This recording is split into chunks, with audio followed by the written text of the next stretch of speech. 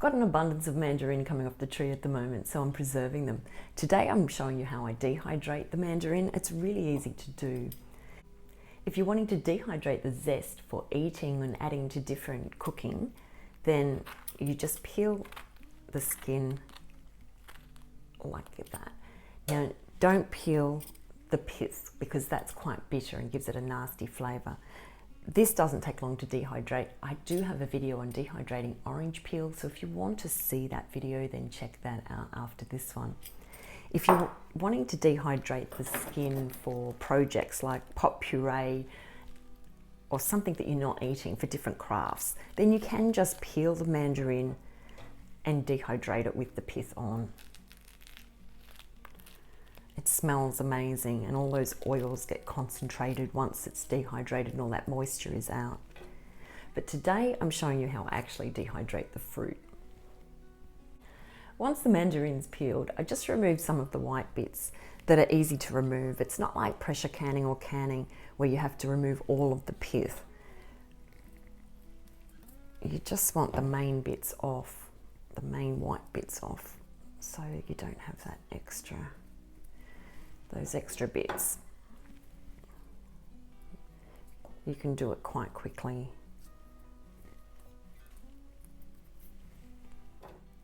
Remove any pips by placing a hole where the seed is and then just popping it out gently so we're not damaging the fruit.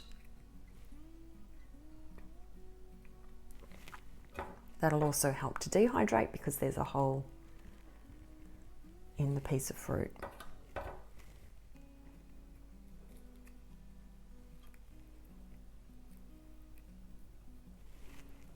Space the mandarin sections so that there's room for airflow in the dehydrator.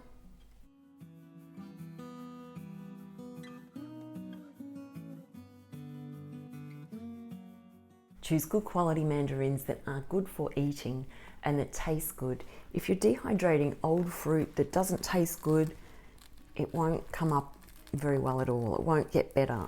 Unlike bananas, which you can dehydrate when they're black, oh, and they're so good. They're better to wait until they're really old and past their good eating by date. But citrus, not so much. You want the good quality, firm, ripe fruit. To make it easier to see the seeds, hold your piece of fruit up to the light and then you'll be able to see exactly where the seed is. And if it doesn't have a seed, you can give it a little stab anyway, just to help get that moisture out of the pieces of fruit because they're quite sealed. That's just what I like to do anyway.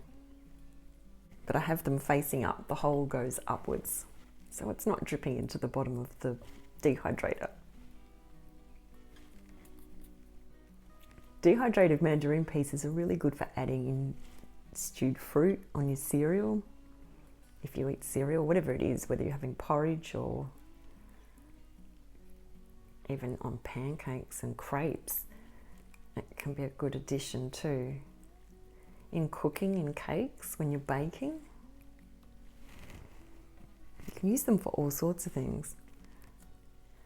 If you want to rehydrate them, I just boil them up in some citrus juice and that rehydrates them, and you can add them to other things that way as well. Some people even like to eat them as a snack as they are.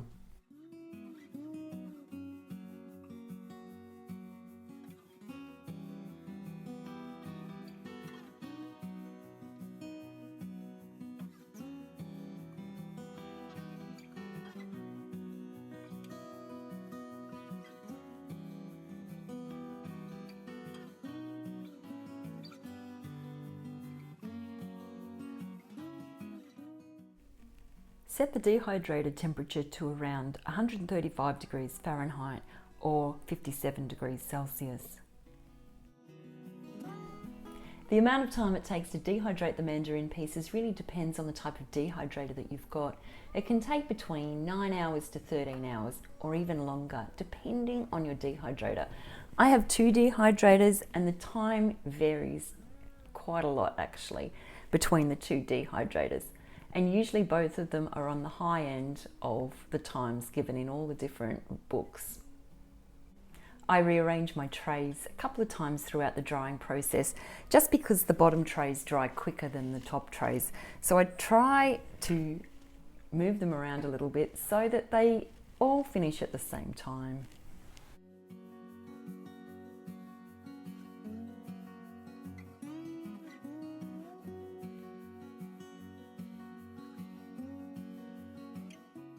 Always make sure the trays are in alignment and then the lid goes on properly.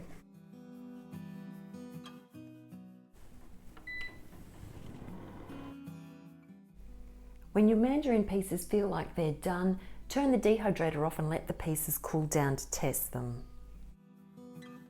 You can dehydrate in your oven, under the sun if you have dry conditions and plenty of hot sunshine. Just keep the pests off them, you don't want flies buzzing around on them. If you dehydrate the zest or the peel, then it will be darker in colour and brittle.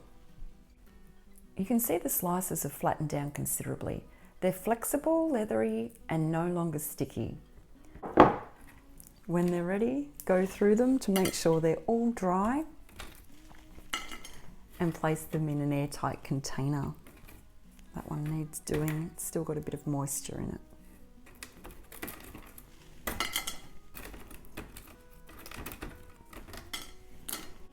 Anything you do that heats citrus will decrease the vitamin C levels because vitamin C is a water-soluble vitamin and it doesn't take well to heating.